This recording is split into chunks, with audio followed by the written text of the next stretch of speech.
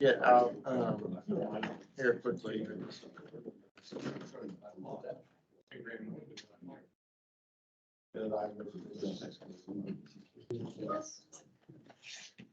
What's that? We asked if anyone ordered a couch. Sure. Did anybody order a couch? Yeah, there's a couch out back. I don't know. The customer's garden variety Duker delivered to Richmond, and it says ship via RUDISILL logistics. It's gonna be a raffle later today. I know, that's why nobody's job could have ordered a, It's probably for senior, oh, I know, I'm sure it's That's for what your it is. trailer. It's for the model home. They need, no. We're gonna be he needs getting it for his 500 couches delivered. Hector's intrigued. Where's the what? Packing list. That's the shipping. Where's the packing list? There is, this Just is a the. couch. There's nothing else. It Yeah. come Yeah, it's a here. couch. Yeah, it's a back. Okay. Oh, I'm sure it's for the golf. I, I'll take it. I called Joey. Jason doesn't know. Micah doesn't know. Dana, check with Dana. All right, so we're gonna do pay app training. Yeah, that's just the shipping. We're gonna look at Larry. Thanks. We're gonna be looking at GC Pay and the process in Viewpoint. I'm not gonna read the process manual section to you. It's also really small, but please take a look at section 4.10 in the process manual for pay app, the pay app process. All right, to get started, the first thing you want to do is set up your schedule values. You know, the pay app process starts all the way back at the beginning when you're doing job setup. So you want to double check what your contract requires, the format of the pay app. So Viewpoint uses the G702 and G703 format. Some owners require a different format. It's pretty rare, but I think Brenda had one recently that was a different format. We So- frown upon that and try not to do it. Yeah. It's a big pain. So if the owner is ambiguous, just continue on with the G702 and 703 that Viewpoint generates. Yeah, and if you have to do one, if you get in a situation like that, the owner makes you do that, you might have to do his pay app in Excel and then still do a schedule values and do the one in Viewpoint because we have to have the numbers in our accounting system. So you're basically doing two pay apps. So that's happens too. Yeah. The other item that you want to make sure that you check with the owner about is how they want change orders to be displayed on schedule values. So you have two options with change orders. You can have them listed below this, so you have all your, painting, electrical, all your normal items on your pay app. And then below you have like ACO1 or PCO1, PCO2, PCO3. So you can either take those, the money from the PCOs and put them back up into the appropriate line item, or you have it listed separately. I'll try and show you examples of each of those. But that's critical up front. As some of you have found out recently, it's a lot of work if the owner changes his mind in the middle of a project saying, oh, actually, I want them for the bank, up in with the rest of the other money, or they want it broken out. So just double check with them at the beginning of the project, how they want that broken out. So I'm not gonna go through the job setup for how to input the schedule values in your contracts, but you can reference the job setup training for that. I just recommend the more gaps the better. Yeah, the one key thing is when you input the contracts items, don't just do 1, 2, 3, 4, 5. do like 1, 10, 20, 30. That way, if you need to later put items in between, you can do that. You have some flexibility for moving things around. Any questions on this? Next is I would say the GC Pay side of things and the unapproved invoice. So when you're getting ready to do your pay app, you need to make sure that you've checked all your AP unapproved invoices. You know, sometimes you'll have invoices there that you need to make sure that you get billed to the owner for that month. So double check that and make sure they're approved. It's also a good, it's just a good habit so that you're getting your invoices approved timely. Yes. Especially for utilities. Yeah. Because So- some they should check it like weekly. Yeah, so this should not be the only time that you're checking your unapproved invoices, but at least do it, you know, when you're doing your payout. Because we need to get utilities and other. And accounting does not just pay your utilities until you Right. approved it. Right. I see a lot of red Especially with CoStar. about to get it cut up, especially with CoStar. Was that, so you guys can use pay it whether we approve it or not? No, No, they they don't. That's what you're You stating. have to go in and approve. Yeah. Make sure you approve And it. it's a pretty quick turnaround on like CoStar, It's for 10 instance. days. Like we get the bill and like, it's like 10 days later, if they don't have payment, they're cutting power. Yeah. And then you have to call Zach and It's just kind of BS in my opinion, but it's just the way. they it's a are. whole thing. So in GC Pay, when you're reviewing, we'll pull up GC Pay here in a second.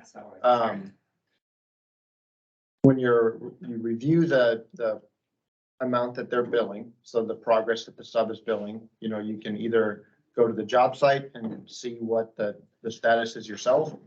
If you just had a site visit and you know kind of where they're at, or you can review it with your superintendent, just make sure y'all are on the same page with the amount that they're billing. We want to make sure that subs are not overbilling. Ensure second tier info is filled out on the liabilities tab. Check your conditional waivers. Get more into waivers here in a second. And then check for compliance issues, you know, with the contract, insurance, et cetera. And while we're on that, Mike, I just want to throw in, it's really important on that liabilities tab. That's probably our biggest holdup up there in accounting right now. Is we'll have to either go hunt down because they didn't fill out the liabilities tab and like they did draw for material. And then we'll have to go back and, you know, question them and it gets put in the question folder instead of the paid right now folder. Just throwing that out there. So on,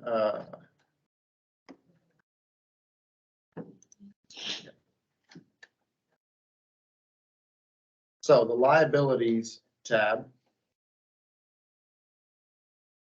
That one.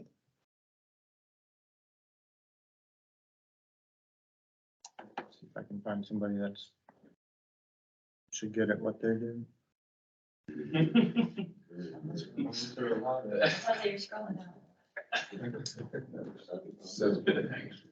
All right, so you're going to check their progress build, you know, this period amount.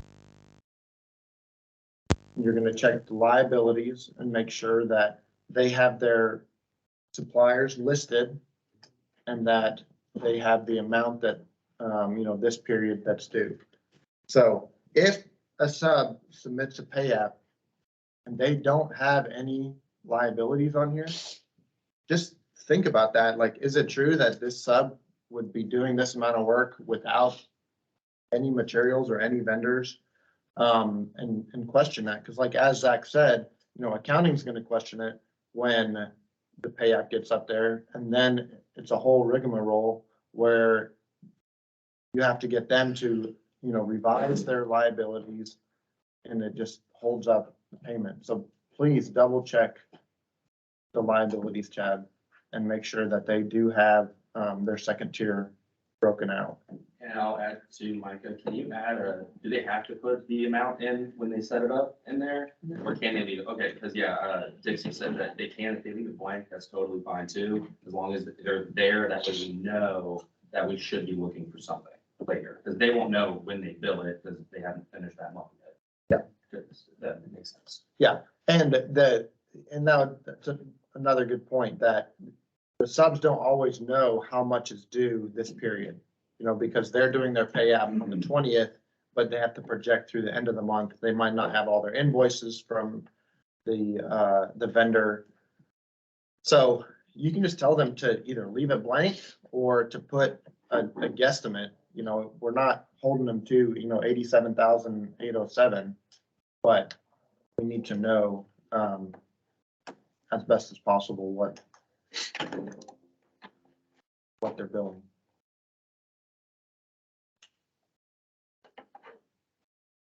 Stored materials, so subs can, when they're billing stored materials, we need to make sure that we understand what the owner's requirements are for the stored materials. If they need, a certificate of insurance on where it's being stored, if they need photos, whatever backup they need. And the sub can actually upload pictures or, whatever you need for the stored material on that line item. They can also just email it to you. I think most of them just prefer to email it, but make sure you have that backup if they have anything in this material stored column.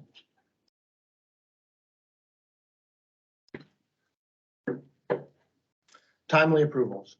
So it's critical that we get pay apps approved timely. So it holds up the process. I think most people in this room have gotten an email saying, hey, we have a pay app, that's outstanding for January and we're trying to close the month.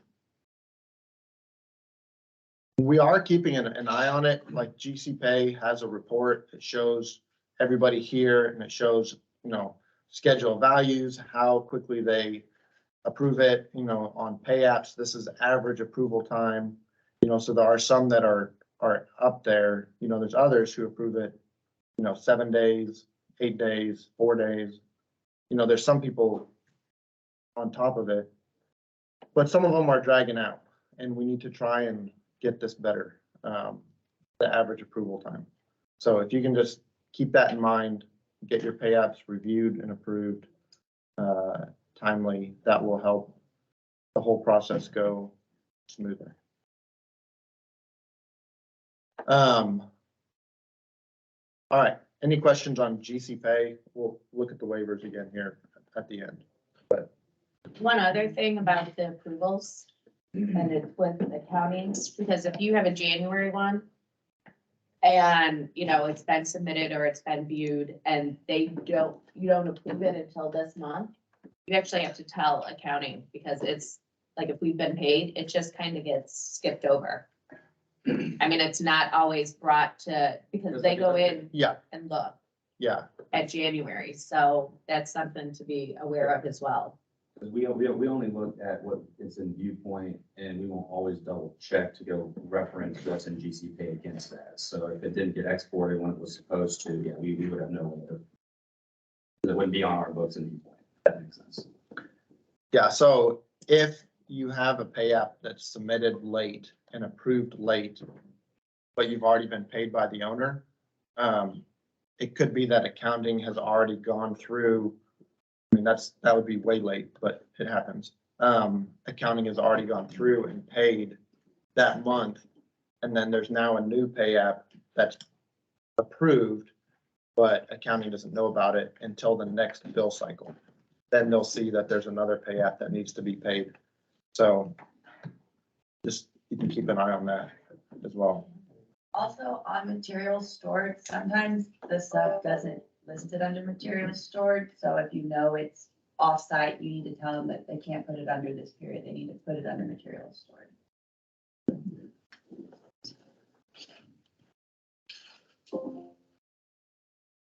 So the next is in Viewpoint. So I'm gonna just jump into, instead of reading all this, I'll just jump into Viewpoint.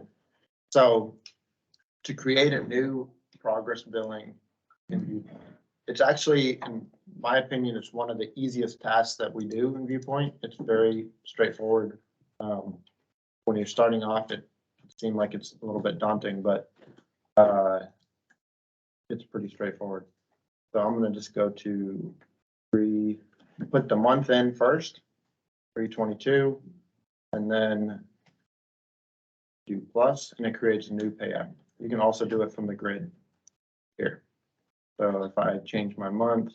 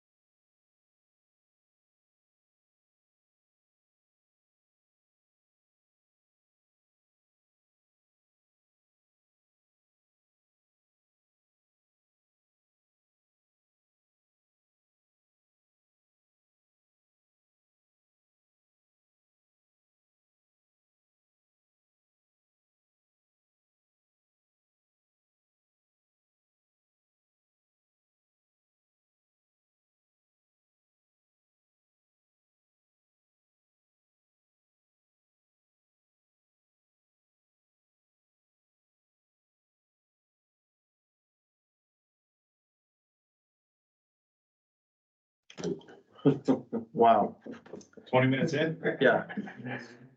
Hope you guys caught all that. Due date, You It's just only went off like the mute. last Oh. minute. Yeah, you're good. Yeah, not 20 minutes, Alex. Does the invoice date still need to be a date in the period of the pay app? no, So like this is a March draw, so would it need to be 3/31 or earlier? no. That doesn't matter in any way. Uh, At one point, they had said that it does. that's a good question. How else would it know to stop at 3? So what it will do, this date, the invoice date that you put in here will change the default due date here. Well, no, that's based on March. No, I don't think that this invoice date affects anything specifically. It prints out on the second, third page. Yeah, it prints on, yeah, that's right. It prints on the pay app, so it says what date you, I did know, it. I know. but it also says what date you signed it. So- which day assigned it to the month in accounting? That's right. At one point that we had, in a previous, it's- and I'm talking years ago, when we first started using this, it was, we drilled down on Yeah. that. And we're like, even if it's 4/5, put 3/31 as the date because that keeps it in March accounting business. It's not an April accounting business. Yeah, I don't think this invoice date, I Matter. don't know, Zach, correct me if you're wrong, but if I'm wrong, but this bill month, the Come on, bill Zach. month will put it in the correct month. Yeah, it should, yeah, I. For accounting. But then this due date is the next most important date that you need to make sure that it's, you know, the date on the 30th, you know, we're net 30th for the following. Because if this ends up pushing out to, you know, May 30th, then their bill, when they're late on their payment, it's not gonna show that they're actually late. Yeah, but every contract's different. I have one Correct. due 10 days after. Okay, So why would I put it Yeah, so that's- first typically, it's net 30th. But for our purpose? But you need to look at your contract and see what the actual due date is. But what matters for accounting is that bill date at the top. No The matter bill what month. invoice it is, it's that stops it from going past March. Can't read that. Right? Yeah, So so what this does that is, show, the one you highlighted on right now? What is that? What this day? says 5:30. Yeah, so like for instance, right now, since you put 4/8 in there, it's saying it's not due till 5:30. But it Right. should really be due closer to 4:30. Yeah, so you need to make sure that that's adjusted to 4:30. He changed it manually. Yeah, see, that's what I don't do. I just put it as 3/31, so it's automatically gonna show a due date of 4:30. Yeah. Rather than correcting it manually. So, yeah, you just make sure that this due date is accurate. That answers the question. Discount date, I've never used this. I think it is based on, if you're billing in the middle of a period, not beginning of the month to end of the month. I'm not, Discount date, usually there are some contract which you will offer the owner a discount if he paid before a term. well, there you go. I've never used it before, but awesome. Thank you, Kim. From date, due date, you want to make sure that these are put in. So if this is a March pay app, doing March, the whole month of March. And then if you have, your job set up, and job setup, this will automatically populate. Or you can fill it in. The next thing is you go to items. And then you start inputting your amount that you're billing. So, if you're billing, $1,000 general conditions. The other thing you could do is adjust it on this side. If you know what your total amount that you're billing, if I know that total is gonna be 10,000, you can put it there, to your to-date amount. You cannot adjust the previous amount, so this one doesn't have any previous, but you can't adjust that column. But you can adjust bill this amount and to-date amount. And just make sure that you go through and you bill all the appropriate line items or percentages. Yeah, you can also put in a percent here.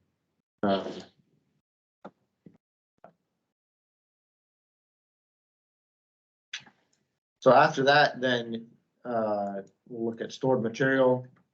If you are billing for stored material, you just come to the purchased amount and you put in, if it's $5,000 of stored material. Under the purchase column. Under the purchase column. That one doesn't have any money in it, but. Find something that does. Painting.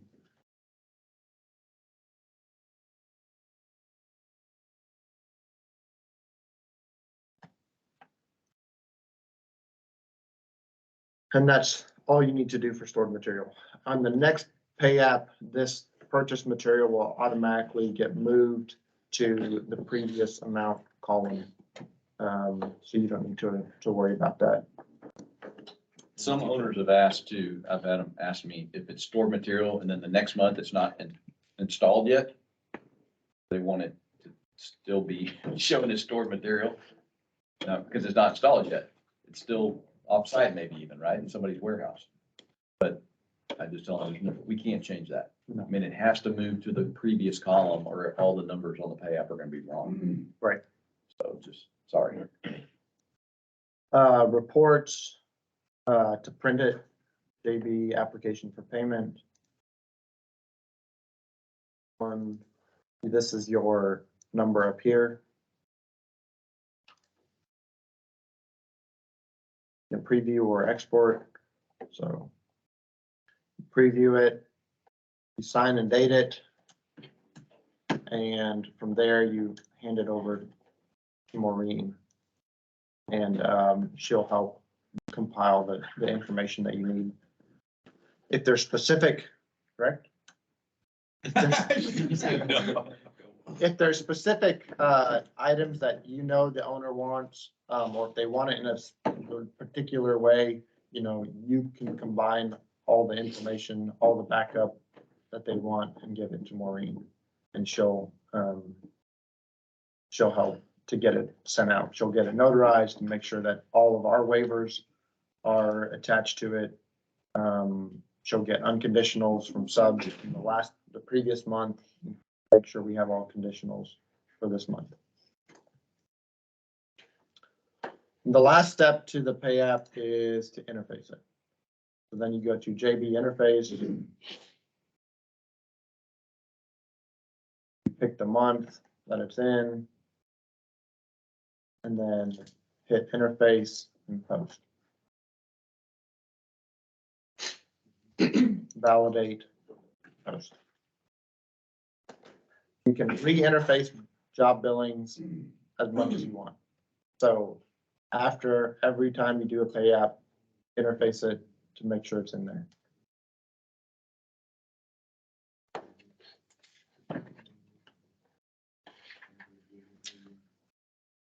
Any questions on the viewpoint side of things?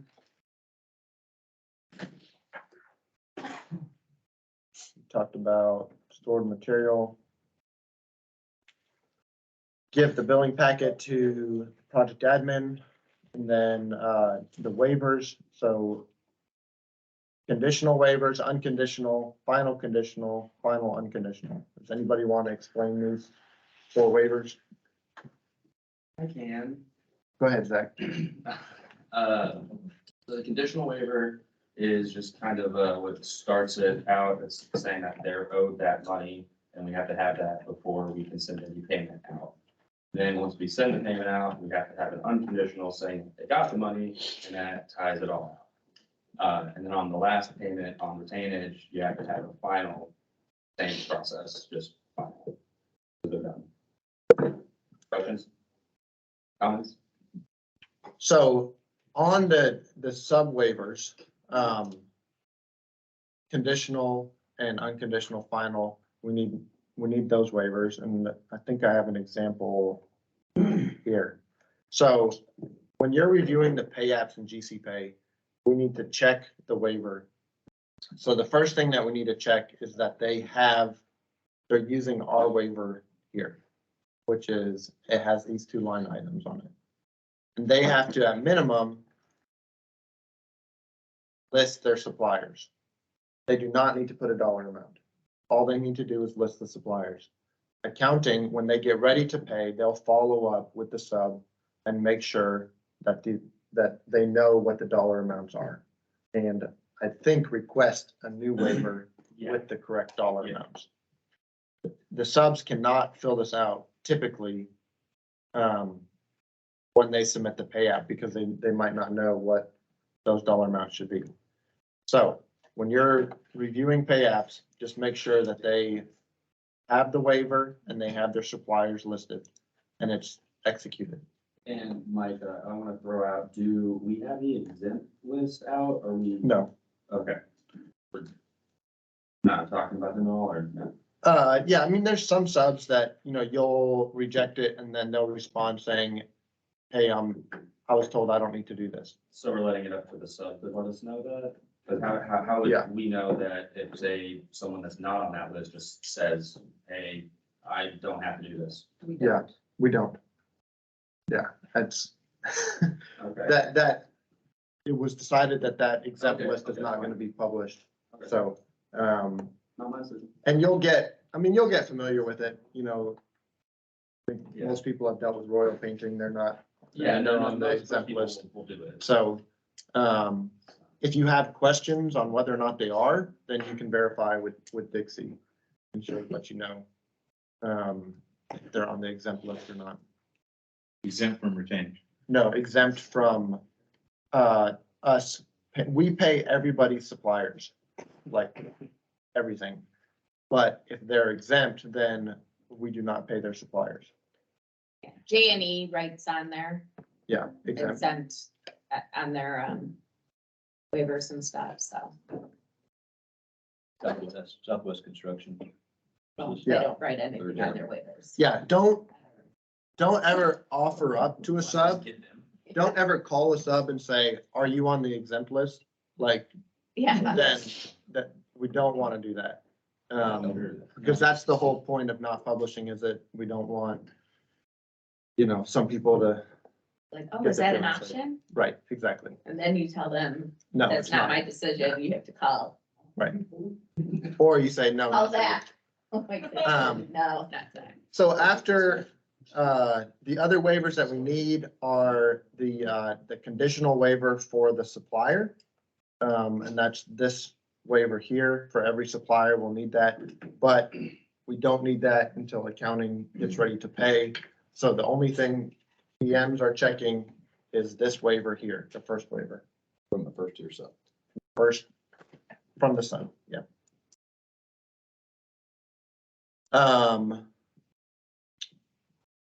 That releasing retainage. So, in GC Pay to release retainage, it will automatically release if they build 100%. No, it doesn't. No. If you have the setting checked. So there's a setting that says lock contractor retainage by default. This option here, you can uncheck that and it will be released. However, I find it easiest to go in, this one's already released, so let me go to a different project. Go to Dalport. This box right here, if this means that retainage is locked. If you right click it, you can unlock retainage. So it's just easiest to go through and unlock retainage like that. And then the subs can bill retainage. And if you're doing a retainage pay app for the owner, you should, and if the owner requires the final conditionals, don't wait 2 or 3 months to unlock it. Yeah. Because yeah. very Yeah. much holds- You want to try and get your subs to bill retainage as quick as possible so we can bill retainage. Even if it's partial retainage to the owner, we want to get that ball rolling ASAP. You know, as soon as you do your last bill, then you should do your retainage billing. Recognize on some jobs that are cost plus, that's difficult to do. To release retainage, you're going to go to JB release retainage. Then you pick the month and the payout, and then you can either release it by the contract, which is like 100% of the whole contract, or you can release it by item, which you fill out the amount released on each item individually. Most of the time, you're just going to come to the contract and release 100% retainage. It's going to release retainage for all items. It's been released. So then you can see here, amount released matches the amount that we had. If you then go to that pay app, you'll see that the retainage has been released.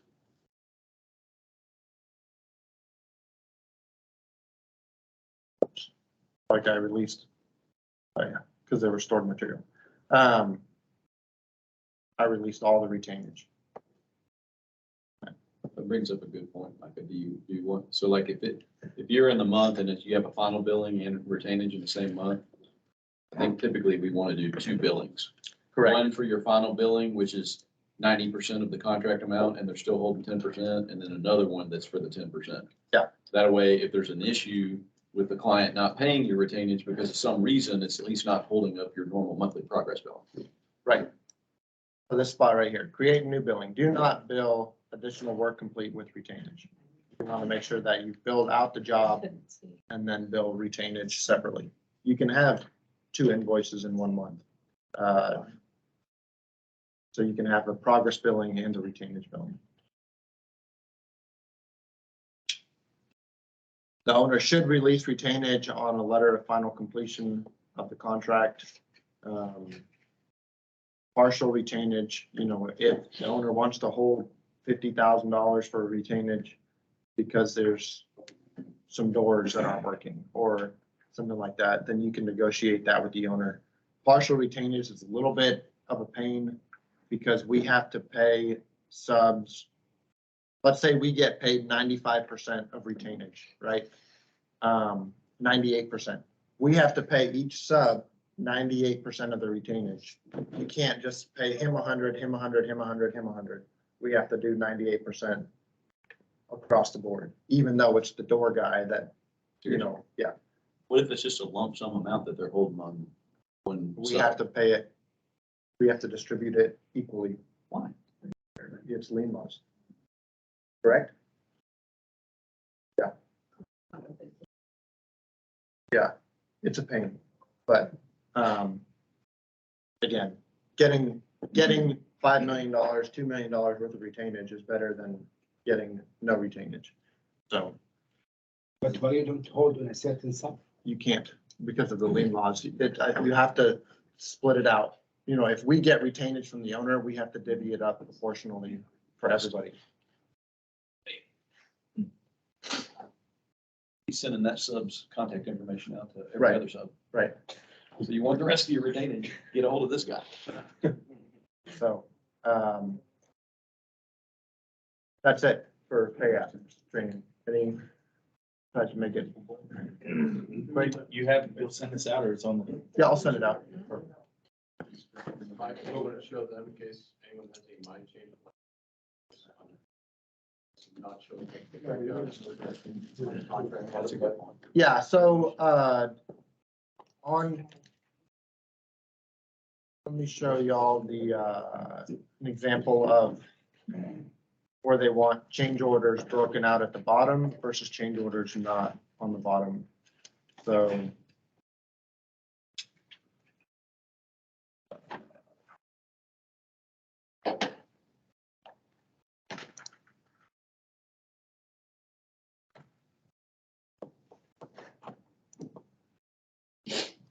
So on Porsche, we only have our main line items, there's no change orders in here. We've had, $500,000 worth of change orders, and that money has all been put into these line items, if it's plumbing or electrical or carpet, paint, it's all been put in there. As opposed to a job like,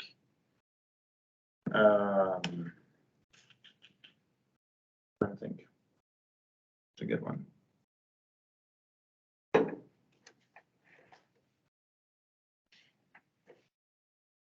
Yeah, I mean, ours is broken up.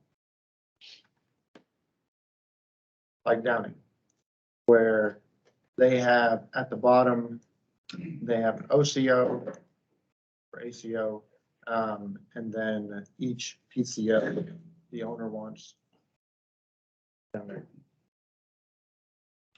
So sometimes if you have a public and a private job, the owner also wants it broken out very specifically for public work versus private work. They can have some particular breakouts that they need for their bank. To go from this here with the PCOs broken out, to move that money up into here later is very difficult. So try and get that straight from the beginning.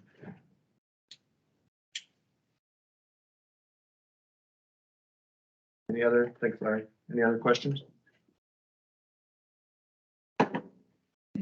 Cool. All right, that's it. Thank y'all. Thank you, Micah.